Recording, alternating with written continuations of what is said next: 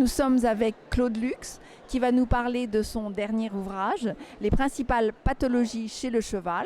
Et je lui passe immédiatement la parole. Oui, alors bonjour. Alors, par exemple, vous allez dans votre pâture un beau matin et vous voyez que votre cheval a des jetages nasaux, c'est-à-dire ça coule non saigneux.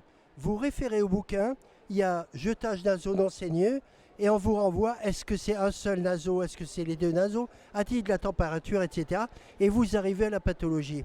L'intérêt, l'originalité de ce bouquin consiste dans le fait qu'il y a des tableaux, on appelle ça des tableaux dichotomiques, des tableaux à une entrée et il y a deux sorties et vous arrivez forcément à la pathologie.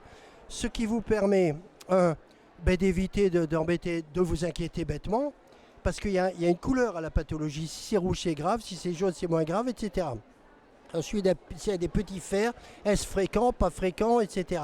Ça vous évite donc de vous inquiéter pour rien. Si c'est vert, bon, on ne s'inquiète pas. Ça vous évite de consulter vétérinaire qui souvent est occupé, etc. Donc ça vous permet de poser un diagnostic sur les principales pathologies du cheval.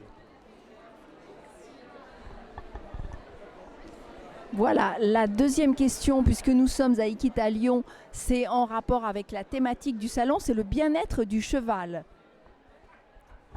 Oui, alors il a fallu dépasser l'an 2000, arriver en plus à en 2020, etc., pour se rendre compte que ce pauvre animal, souvent, on le fait vivre dans des conditions déplorables. Un box de 3 sur 3, fermé, avec les 3 murs fermés, c'est pas des conditions de vie normales pour un cheval. Un cheval a besoin de quoi? Il a besoin de se déplacer, donc d'avoir un peu de liberté de marcher. Il a besoin d'avoir des contacts sociaux avec d'autres chevaux, se faire des papouilles comme on les voit. Il a aussi besoin, une troisième chose, à être nourri quasiment en continu, comme le font les chevaux dans la nature. Un cheval dans la nature, il mange à peu près 16 heures par jour. Il grignote 16 heures par jour.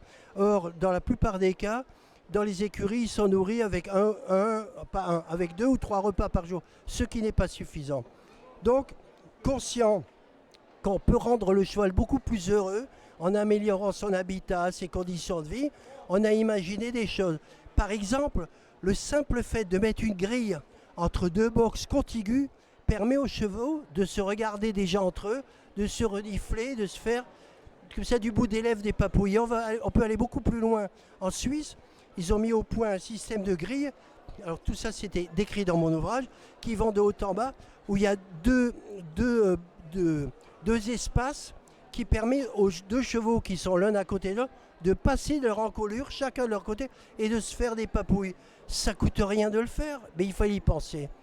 Quand on imagine que ce pauvre cheval, on le fait vivre dans 3 sur 3, quand on fait le rapport entre sa taille, son poids et l'espace de vie dans un box ou dans une stalle, avant c'était encore pire, on s'aperçoit que c'est comme si nous, on devait vivre dans des toilettes, dans un WC, si vous faites le rapport dans la dimension d'un WC. Donc heureusement, on réussit aujourd'hui à améliorer grandement la qualité de vie du cheval, pour son bonheur et pour son bien-être, bien évidemment.